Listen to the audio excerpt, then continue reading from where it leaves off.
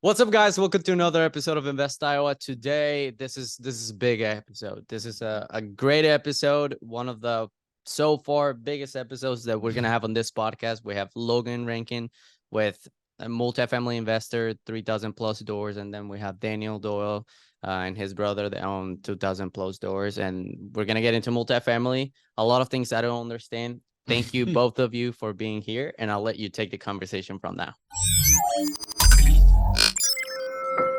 Logan, pleasure to have you on, man. Like we talked about a little bit, let's go through, your upbringing and where you're at now. And we talked a little bit about play basketball and competitiveness and talk about just kind of your upbringing and how that plays into effect and influences your success today. Yeah, thanks for having me on, guys. That sounds good. Yeah, my upbringing, I had great parents, so lucky to have a really, really good family. And we weren't well off like financially, but we had enough. Small town, super small town. And I took away, my mom was a teacher. She was like all about learning. And I'll be honest, I don't think like I really understood like how much learning and evolving and just educating yourself when I was little like meant, but she like instilled a lot of things in me without me even knowing it. And my dad just worked so hard. Like everything was about like whatever you do it the best that you possibly can do, right?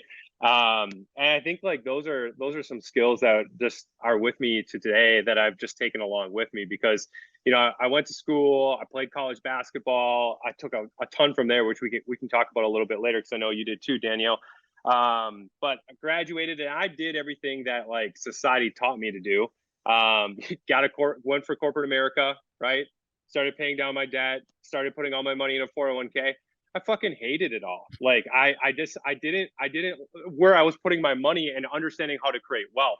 I was lucky enough to start with a leadership job with corporate America, and I knew I loved leadership. I loved people.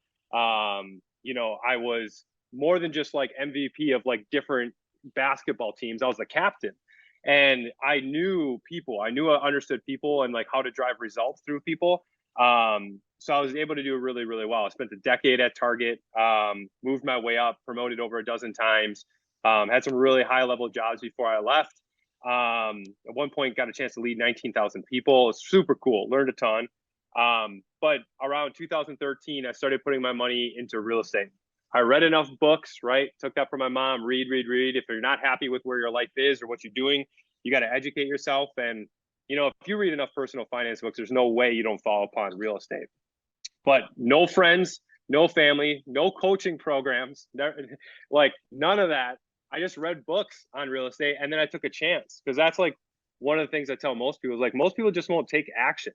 Like when I bought my first property, I didn't know 5% of what I know now, probably less. Like, and you just figure it out. So I figured it out and started to figure out that it was pretty easy to understand. Like when something goes wrong, you got to allocate maintenance and repairs to it, right?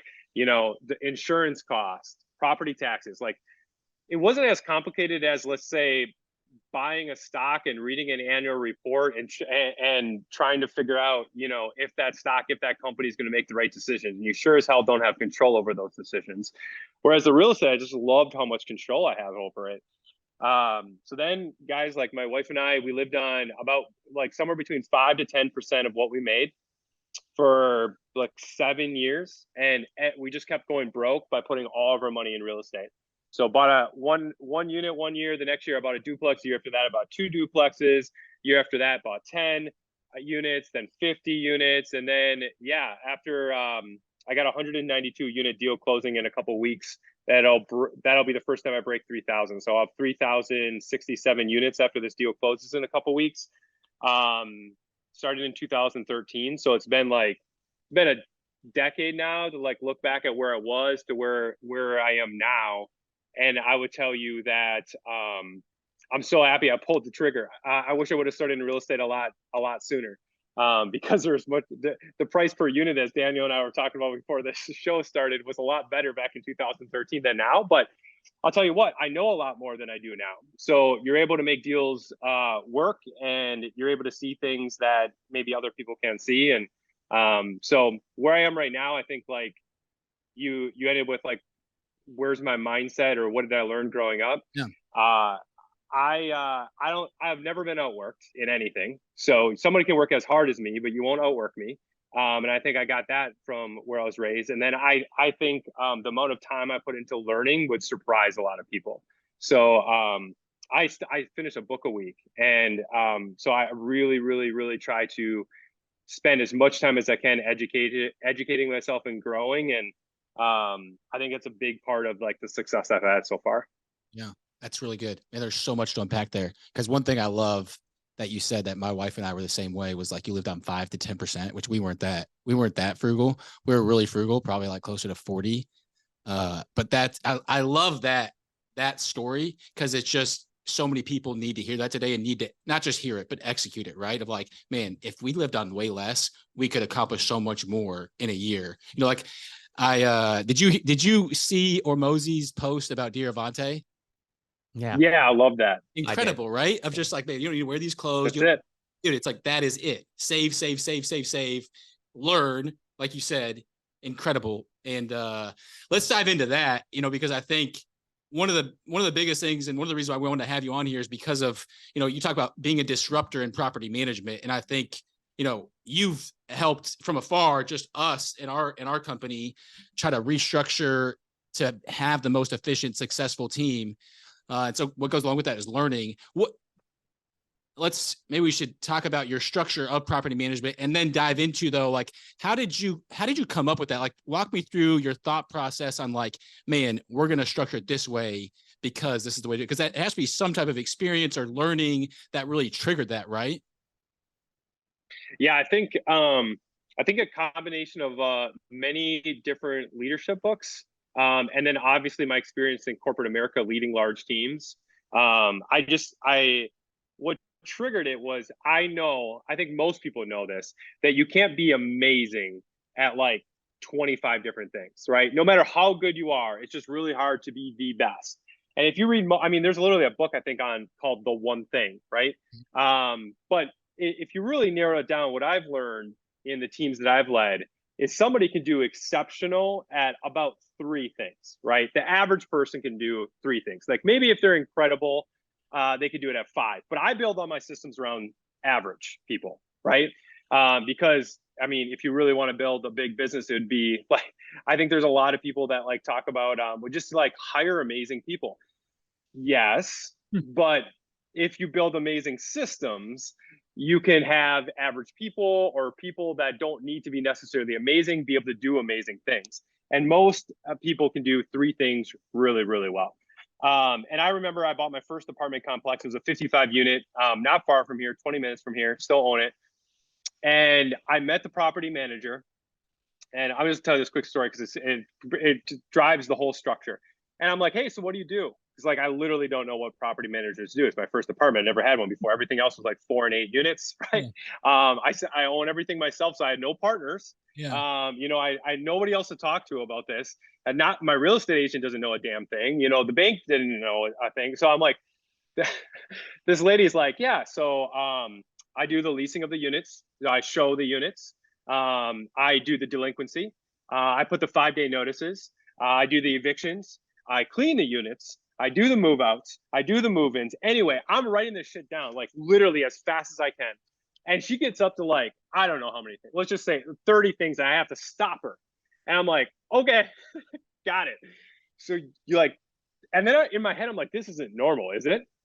And sure, it is. Like for anyone in this, like you have a property manager that does, I mean, I promise you 30, 40, 50 different things. Maybe you have a maintenance manager too, and they probably do 30, 40 things. Another apartment I was buying, the maintenance manager is like, hey, I flip the units and I do the service requests. So just so you know, the first 2 weeks of the month, we have like 40 service requests because I can't do anything because I'm flipping units so I can get new tenants in.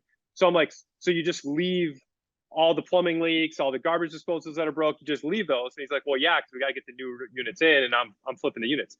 Well, that's what it is. So I thought, I'm like, well, this poor property manager is going to definitely, if she's lucky, would be average at all 3 of those tasks. And that's when I started redesigning our company to build structure around making sure that everybody in a company, some people actually only have one thing. but have 1, 2, or 3 things at the most. A director in my company, a leader at my company, a rental tech or a service person only has up to 3 things that they're responsible for. And what we did is like, how many, if they were only doing 3 things, how many units would they be able to do those things for? So let me break down like a section of our company real quick. So service requests, really, like, at least in Wisconsin, we're really bad in most of Wisconsin. It was a couple years ago that the average service request was done in 45 days. I think it's closer to 24 days now. We, by the way, do it in like 97% of the time. I think we're down to 24 hours. So we're competition 24 days, us 24 hours. And the reason why is you have that maintenance manager flipping units and then doing service requests. At our company, they're 2 different people. So we have one service request team member that fixes and only fixes things that roll in with the unit. They never flip a unit. They never rehab a unit. They never do construction. They never cut the grass. They never do delinquency. That's all they do. And they are in charge of speed, and they're in charge of cost. And a lot of people are like, what do you mean cost? Well, if they can't do the plumbing, then we have to hire it out to a licensed plumber, which costs us more money. So they have budgets that they have to abide by. If they make those budgets, that they're bonused appropriately for that.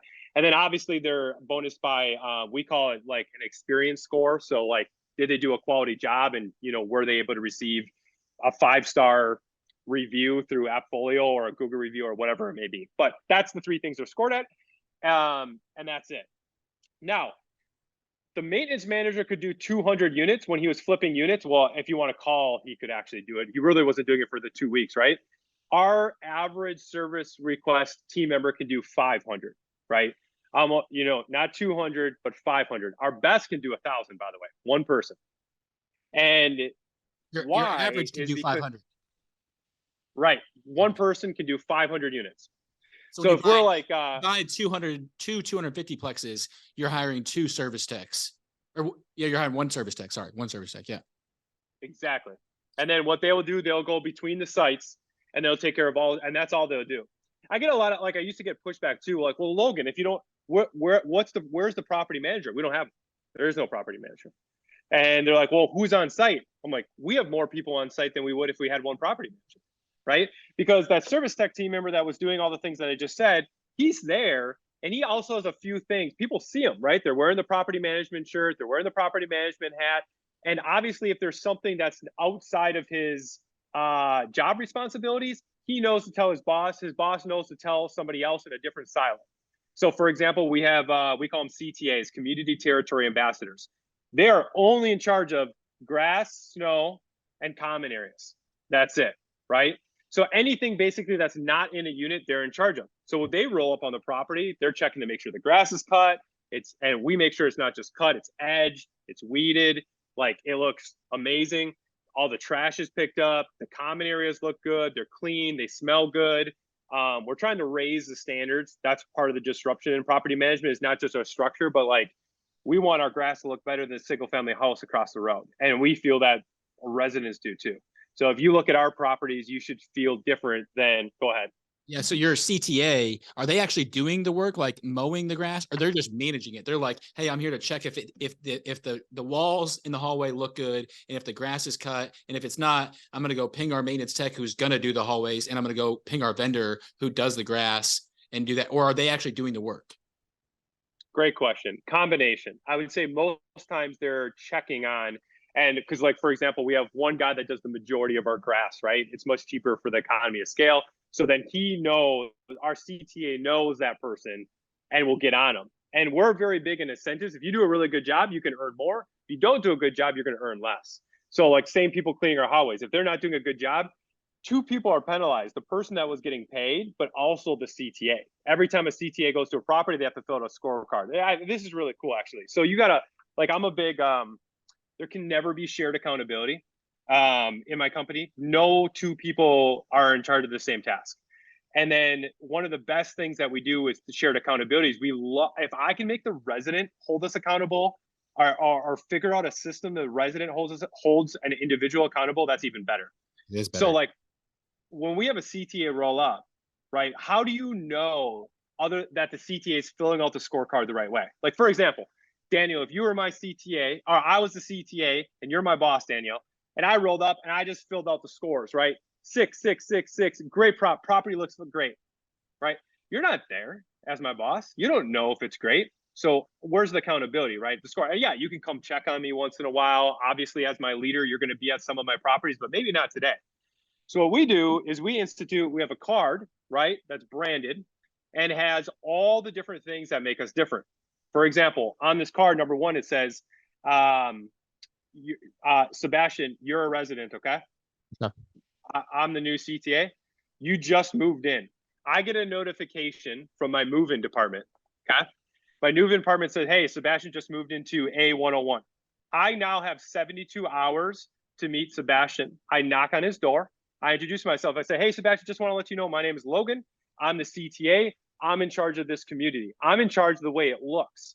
So if you look at number one here, this is what looks means. Looks means there's never trash anywhere on this community. Otherwise, it's picked up right away. Looks means that the grass is always cut. It means that the grass is always trimmed. And it means that the weeds are always pulled and landscaped. It also means that the hallways are always clean. It means that the hallways actually smell good. By the way, have you guys lived? I mean, I lived in an apartment, right? I had a really nice resident, but he was from India and he always cooked curry. Great guy, but I swear to God that how it always smelled like curry. If it doesn't smell like curry, it smells like marijuana. Right. So like you want these hallways to smell good. Yeah. So I go, Sebastian, so this is what smelling good looks like. This is what looking good looks like, right? And I go through my whole spiel and it's all written down on this card. Now I give you the card and right at the end of the card, it has two things. This is gold. Number one has my name, my phone number, my email. If you ever come on this property and you don't feel different than any other property that you ever rented, or the things that I just told you are not happening, it means that I'm not doing my job. I want you to call me, text me, email me, whatever you want. I'm going to get it taken care of. And if you feel uncomfortable with that, right underneath is my boss's name. His name's Daniel. You have his name, you have his number, and you have his email. Wow. Please shoot him an email and tell him I'm not doing my job, because if I do my job, you stay here longer. If you stay here longer, I continue to get paid. Like, we say that to residents. So I want you to feel that this community is special. So and then guess what? They have 3 days to do that. Well, what I didn't tell you that is within 7 days, the service tech, let's call him Tony. He's my best one. I love Tony. Tony has to call the resident and he has to give a spiel. But one question that Tony asks is, hey, did you get a chance to make the CTA Logan that's on your property? He's pretty amazing, huh? And Sebastian will be like, no, I have never met Logan. Or hopefully he goes, I do. And Tony has a responsibility to tell his boss. So now there's checks and balances, right? Now we know. And then after 7 days, right, then we have a leader, the director, come and check in, right? Hey, I just want to let you know, what do you think of the unit? It's brand new, it's renovated. I noticed that there was no go backs. I think we hit, so far this year, I think our best streak, we had 140 move-ins. And Daniel, you know this because you rehab units. 140 is fucking like, that is the best we've ever. That is so hard to do. That, like, 140 straight residents moved in and told us there was no scratches in the trim and we didn't have to go back and fix it. It's so hard. It's insane. We just had 8 move-ins this past weekend and we had 2 that there was issues on. So I feel exactly I know the pain of having to go back. And I don't think it is an order. I'm similar to you, probably, like, that makes me like cringe. Like, man, we didn't provide a great experience for you. That's the least we can do, you know? Because moving sucks. Moving sucks. Didn't provide a good experience. You just spent $10,000-$20,000 and you had to go back. So you, like, if anything, you know, with that much money, you wanted to walk in and be like, wowed, right? Exactly. And you got to send a guy back, so that costs money. Our satisfaction scores are like, we actually make the one of the people that follow up, because you got 7 days in Wisconsin. I don't know if it's similar with Iowa, to let us know of any mistakes or any go backs or whatever. But she was sending an email out to, like, all the leaders of the company with all the, so if we had 30 move-ins, if all 30 went good and there was no go backs, great. But then any other issue, a leasing issue, again, no shared accountability. The scoreboard is black. You're a sports guy. So, like, I'm like a big believer in any good system ends with a great scoreboard of accountability. And I was talking to somebody actually before this podcast, and he's like a little nervous because he's like, oh man, like, I don't know, like, if this guy Bob does like a bad job, now like everybody's seeing that he's doing a bad job. I'm like, you're damn right, because only 2 things happen. Bob gets upset and he leaves, and is that a bad thing? Like, I want him to leave if that's how he's going to react to him doing a bad job. Self-select. Or he gets pissed. Yeah. Or he gets pissed. He finds the guy, Tony, who's doing a good job, and he calls up Tony. He's like, hey, dude, what are you doing? Either way, there's no leader intervention. It's two team members helping each other out and both wanting to get better. Like, there is, I think, like, I don't talk about scoreboards on podcasts very often, but like, I feel like the scoreboard of like accountability is everything, especially if it like breeds healthy competition, which I know you were talking about, Daniel, too. Incredible, man. I love what you just touched on there, because I didn't tell you this offline, but I was a college basketball coach in a former life, and I was a GA at Baylor with Scott Drew. And he would always say this. He would be like, player-led teams are way better than coach-led teams. And that's exactly what you're talking about. It's players coaching other players instead of the coach having to coach everybody, right? Like, you want to coach strategy and vision, not effort. Like, the less you're coaching effort, the better that you're doing, right? And what you're talking about is not strategy, right? It's like, no, are you thorough? Are you detailed? Do you care? And that's the best. When players are coaching other players on effort and detail, insane. That's not good. It's not exactly. It's not good. But that's like, I read this like statistic that 74% of employees are like not engaged. So it goes to what you just said. Like, if they're not, to me, engagement is effort. And then, then you got leaders like trying to follow up on effort. Fuck that. Like that there's something wrong like with your, and it's hard because it's hard to track that too, right? There's no like measurement on culture and engagement, but you can feel it when you do a scoreboard, especially like, and by the way, best way to know if your scoreboard is right is when you screw something up, like a team member knows before the leader knows. Like, the team member's pissed because he's like, no, that's not right. Mm-hmm. They're looking at the scoreboard, they care about the scoreboard, and all our scoreboards are tied to their annual reviews. So annual reviews take like no time. Like, you already know what you're going to get on your review. Mm-hmm. I mean, halfway through the year, you should know where you're trending right now. Wow. How much of this stuff was from Target, and how much of this is just you? I mean, obviously it's not all from Target, because property management is very different than Target. But did you have a lot of scoreboards at Target? I think we had a lot of, to answer your question, I'd say 25% from Target, 75% from books and trial and error. Wow. The 25% though, really, really helpful. I think one thing that Target did that I've always appreciated is they weren't a seniority company. They're a performance-driven company. It's why I had the opportunity to promote so much, is because if you could get a great result and you could develop and promote other people, they're very big on both, right? It's not just you that got the result, but like, is Logan getting the very best results, and is he taking people along with him? Is he promoting other people? You got to do both. If you did both, you could go a long ways.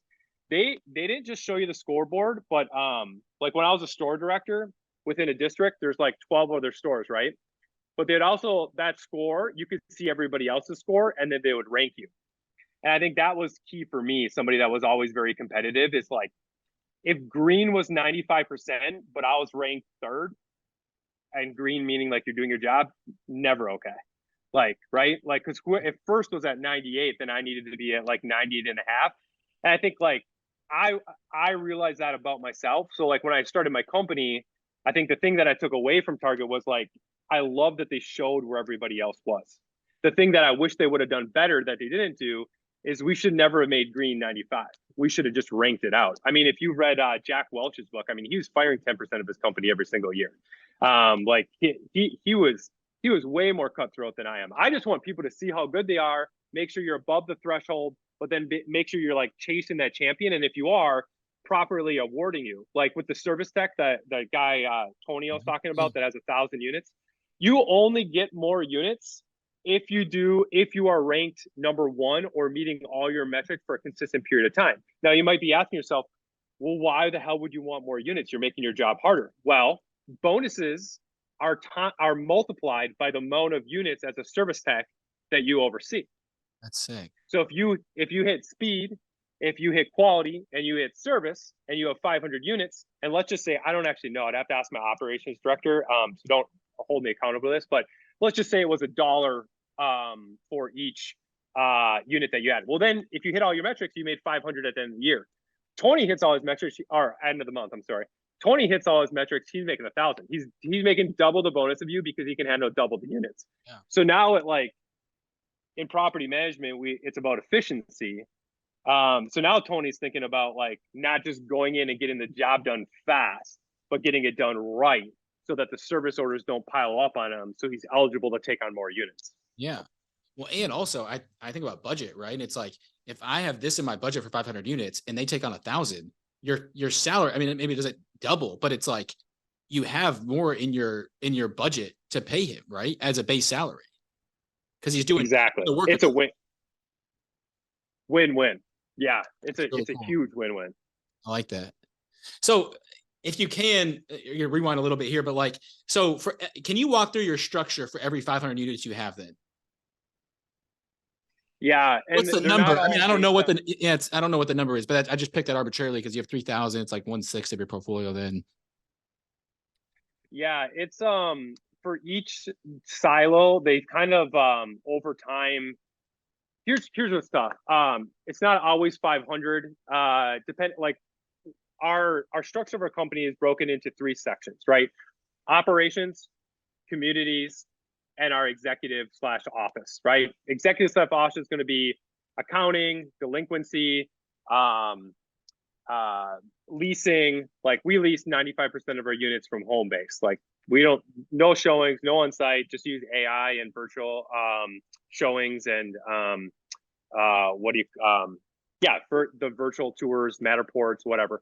95%. So we're rarely doing, everything is, all that stream is done from headquarters. That is just very different. Like we can do delinquency, we can do 3,000 units with 2 people. So 1,500. Yeah. Whereas service techs on average is about 500. Now here's the catch. One of the reasons we have good leadership is because, you know this because of your unit count, there's a really big difference to a newly acquired 500 units and 500 units that you've owned for 2 years. Yeah. So my man Tony, he has a pretty mature 1,000 units, right? Yeah. But that's what we want, right? We'll put somebody in role, and maybe the units are newer, but if we're repositioning, we're renovating them. By the time we're done with the repositioning and renovation, they should be able to actually do more than 500.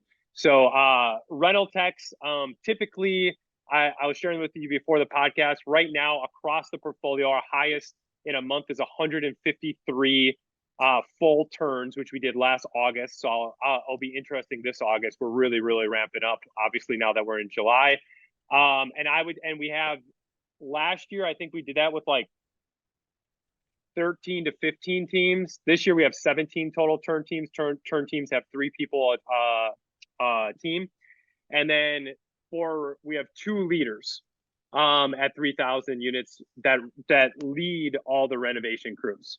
I think at 4,000 units, we'll need another one, especially because a lot of our communities are becoming remote communities. 2,000 of my units are within like a 50, 60 mile radius. So now this other 1,000 is in a couple different cities where we're growing those portfolios. And I think we're going to need a remote leader.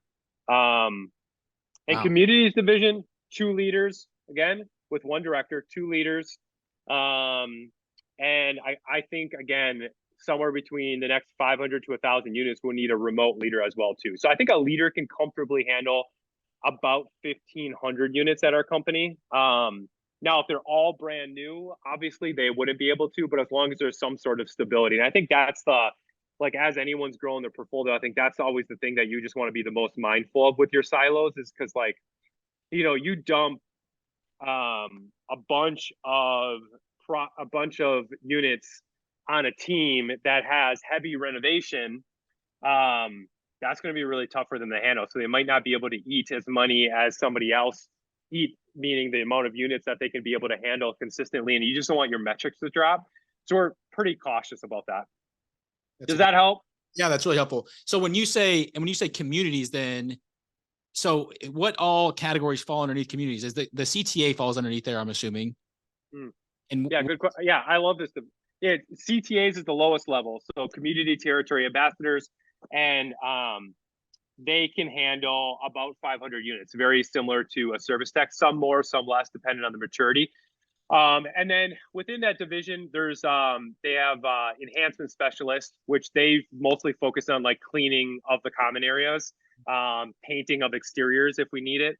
And that's separate to just communities. We also have enhancement specialists that only work in the renovation division, which is obviously painting and cleaning the inside of units.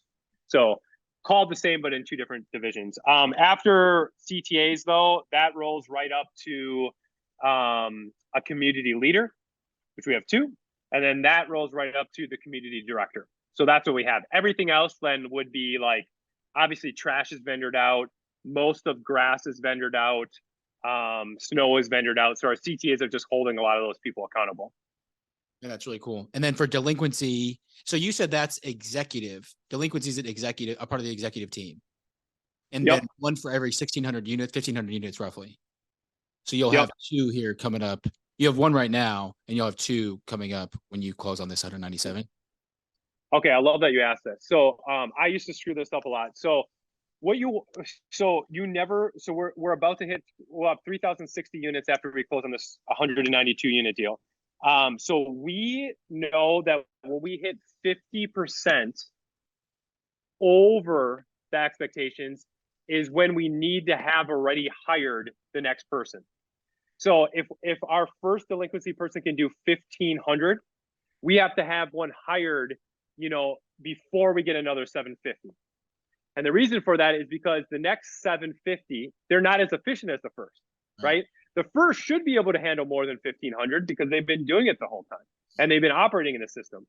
So always when you get to 50% of the unit count, so when we hire a service tech is when we go over by 250. And then they have the next 250 units until they're at capacity to learn. That is their training plan. And then once they get to capacity, they should be able to easily handle the 500. Man, that's really good. So you've got like a bullpen almost, and you're training up your bullpen while you're acquiring. That's really good. Man, that's really good. What I think the thing that is, and honestly, we can be better and we will be even better at this. But I went back-to-back years spending over $100,000 on training and development. Okay, I think training development is everything that has allowed me to be able to scale. Like I threw on 1,300 units alone, right, last year. It's only my management company. It's only that's a lot. That almost doubled my portfolio. So your team, to be able to take that, you always have to be ready for it. And I'm usually like either too ready, like too much overhead, or not enough, right? And that's really, really hard for scale. And the only thing that can help you scale is to have teams ready to go and train and develop. So in an ideal state, our development and training program looks like this. You go through an intense 90-day process where you either get fired at the end of it or you're going to be an amazing player for us. So then we're like, hey, congratulations. Like you're part of the property management company now. That's kind of how it works now. It's like a rigorous 90 days where they're feeling us out, we're feeling you out, but we want to feel amazing about you if we're going to move on, because now we're about to dump a lot of money in you. What happens next is we want you to become, ideally in the top 25% as quick as possible of the same position. And again, if you have silos, it's like awesome because you got the same people doing the same three things with the same scoreboard. So it's really easy to see this. Why is the new guy like on 4 months in a row being the guy that's been here for 4 years? Right. That's like kind of cool to be able to see. Anyway, so that's their goal for the next 90 days is can we get them to the top 25%?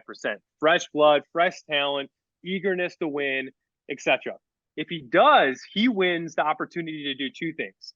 Either be put on a development plan. We call them individual development plans, IDPs.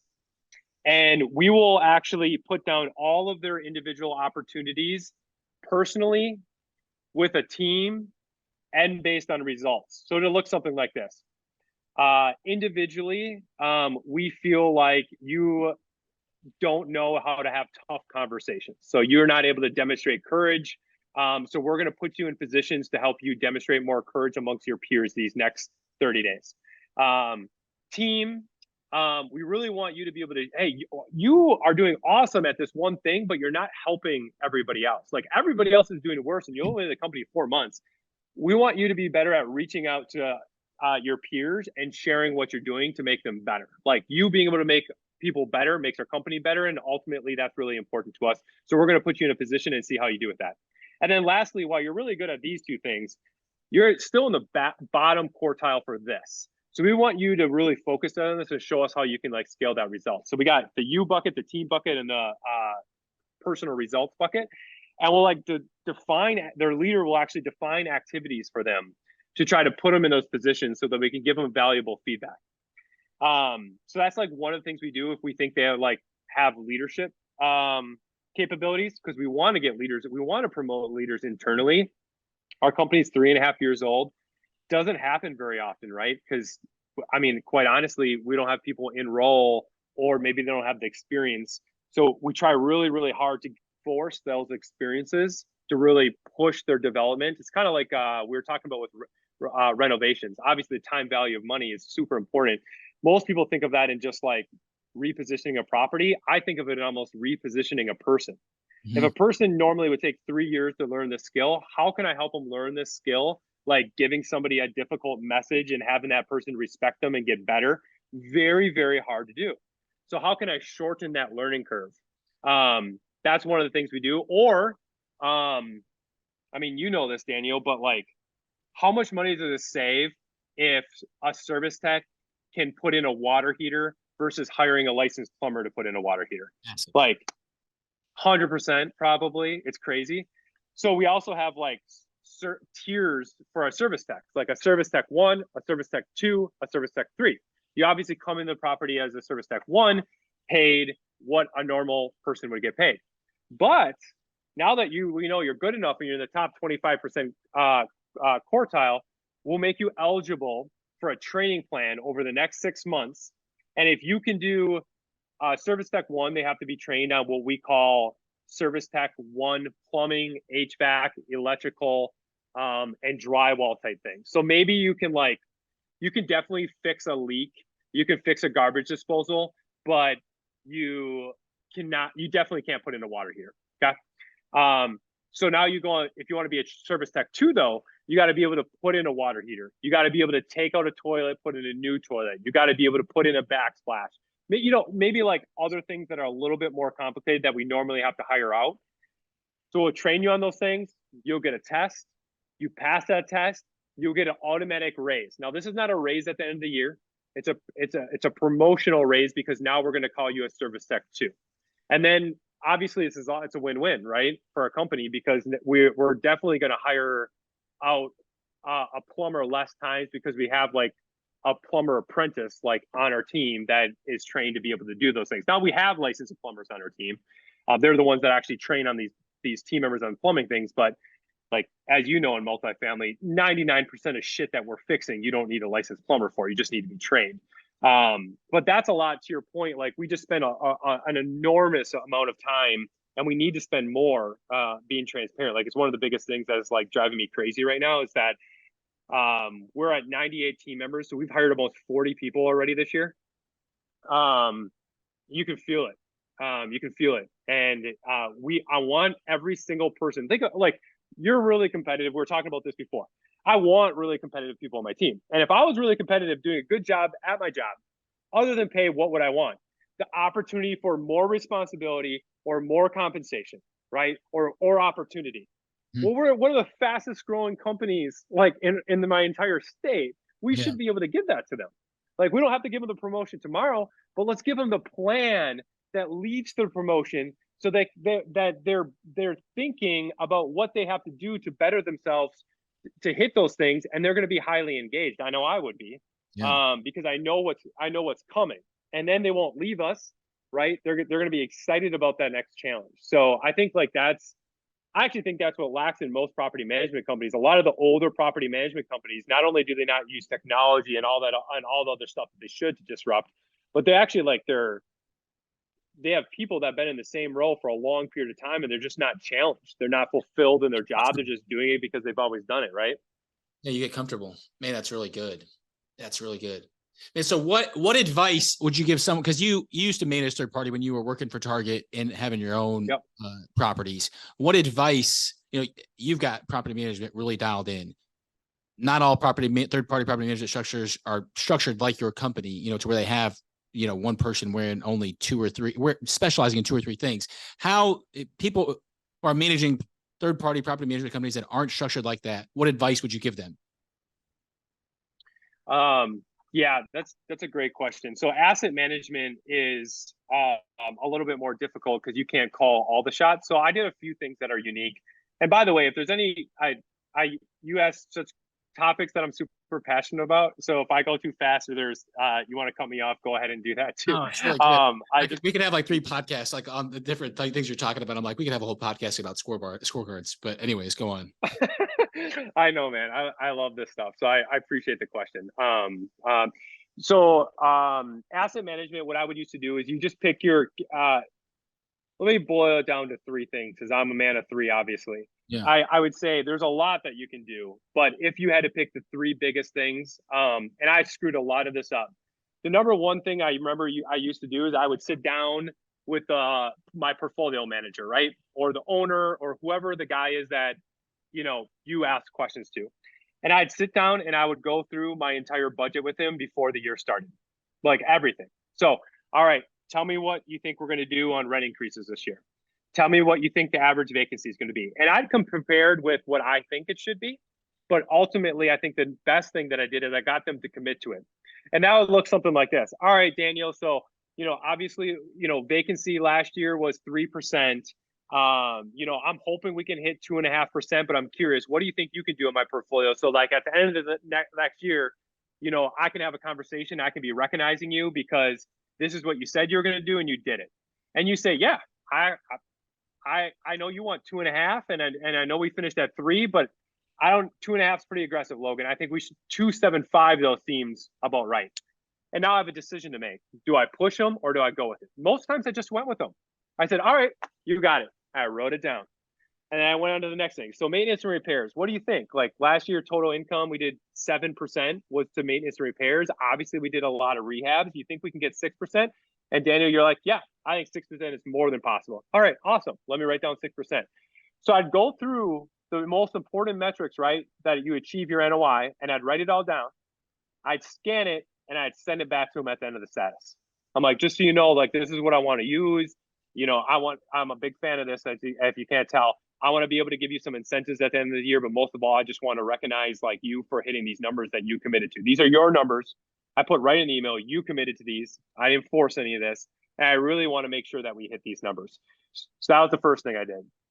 Second thing I did is I said, hey, obviously since you agreed to these numbers, would it be fair if any of these numbers, like for a month, maintenance and repairs was 10% instead of 6%, that you send me an email of why you were over for 4%? Do you think that would be okay or something you can do? Because, hey, Daniel, I know that sometimes you're just going to have a water heater go out and we're going to be at 10%. And I also know there's going to be some months that you're going to be at 4%. But like me knowing why you were at 10 for that month would really help me. Is that something that way I'm not calling you all the time. I'm not bugging you. I'm always trying to think of it from the other person's perspective. And you don't want to annoy your property manager either. So the second thing I did is I asked him that if he didn't meet his metric, he would just send me a simple email of why it was over so that I could help understand. The third thing that I did is I said, if you are over in a certain category 3 months in a row, can we jump on a call and reevaluate what's going on and come up with an action plan together to see, like, did we just like, was 2.75% just unrealistic because we missed something happening in that specific city and we need to reevaluate? Or is there something going on in your company that we just need to talk about and I need to reconsider who my property manager is? Either way, we got to talk about it. And that's what we did. And it was really nice because, like, I think personally, I see a lot of people that you don't have to own your own property management company. I really don't think you have to, but I do think you need to understand, first of all, how to have that initial conversation and what the metrics should be. So your property management company is held accountable or at least committed to hitting certain metrics. The second thing is you can't wait till it actually happens and like bug them all the time. Like I see this all the time where somebody's like calling the property management company, like, what's going on? We're at vacancies at like 7%. And they're like, oh, we just had a bad month. Oh, all right. So we're going to be better next month. Yeah, we'll be better next month. And like, that's the whole conversation. But obviously, if you have a starting period where you agreed on a certain percentage, you asked the property manager to reach out to me and first, and I had to reach out to him, the conversation is just so much easier to demonstrate courage. It's like, hey, Daniel, like, you remember when we met and you said if we're over 6% that you would send me an email? Well, I waited a week and the month's over and I didn't get that email. And I'm not so upset that we're over 10%. I'm like more upset that I just don't know why. And you said you would do it and you didn't do it. Like, right. That's a much easier conversation. Like, I'm sure there's a reason, but like, I don't want to have to like call you and ask you and question why it happened. I want you agreed to update me so that I don't bug you. And I know you have 100 other clients. So, is there something that I need to do differently so that you're able to send me that email when you go over to Metric? And then I was always quick to recognize them too. I mean, that's not part of my 3, but obviously if the guy's at 1% vacancy and he committed to 2.75%, like I think the email, he doesn't owe you anything, but you owe him something. Yeah. So I was always quick that first week of the month to be like, dude, Daniel, like you said 6% maintenance and repair. This is 2 months in a row you've been at 2%. Like, just are you just keeping everybody away from my properties? Because thank you. That would be my best advice. That's good, man. And then lastly, we'll wrap it up here. What are you trying to accomplish long term? What are your long term goals? Yeah, I would say right now there's 3 different things goals wise that are really important to me. First of all, the one that has never changed. I came from no money. I didn't have any money. I work really, really hard for my money. Like we're talking about at the beginning of this podcast, like I will never forget the 6 months I ate peanut butter and jelly and ramen noodles with my wife, and my wife won't either. But so I want my money to work just as hard, if not harder. I want my money velocitized all the time. So I don't really have a unit count goal, but I want to keep my money moving. So I do think over the next, I think it's going to be 9 years, I'll be around 25,000 units. So again, I don't really care about the 25K. I just think that'll happen with velocity. So I'm going to focus on continuing to acquire. Very, very important to me, number 2, that we disrupt property management as we do it. Like I want my places to give great value to the people that are renting from us. I want our experience to be really, really high. And I want my employees and my residents to benefit alongside. We talk a lot about win-win today. The greatest win-win is when a resident is really happy about where they live and okay with paying what they're paying. The employees are excited about their job. And so everything's aligned. So I still think we have a lot of work to do from a management standpoint, but we are getting better month over month. And I hope by the end of this year, there will be categories that we're doing stuff that nobody else is doing. And I think that'll be exciting. And I hope to, number 3, continue to share that with as many people as possible, because I mean, it's pretty obvious that we have a housing crisis, and we're going to continue to have a housing crisis. So the reason I get on podcasts and I'm willing to like share anything and everything and answer all questions is because, quite honestly, I want people to copy me. I want people to do a better job, because I think people deserve, for especially what they're paying in rent, a really great place to stay, a great experience. And I think we can do both. I think owners can make money and provide residents with like an incredible living experience. So that would be my hope, to continue to spread the word. My wife and I are launching a foundation in the next 30 days where we'll actually like buy homes, rehab homes, and pick amazing families to be able to give those to. I'll be doing like a big marketing thing over the next 30 days when we launch this thing, but trying to give people a hand up, not a hand out. They'll still have a mortgage payment, but it'll be at 0% interest rate. And I'm not going to get too much into it because we'll actually launch that here really soon. But this last point, since you asked, Daniel, is just I want to do more in the housing and financial world for people that were like me growing up, that are not going to get it from their parents. They're not going to get it from society, and they sure as hell are not going to get it from school. So I think that'll be a pretty big passion of mine over the next decade. It's really cool, man. To touch on what you said, and I completely agree with it, and try to help our team and everyone understand that and really internalize it.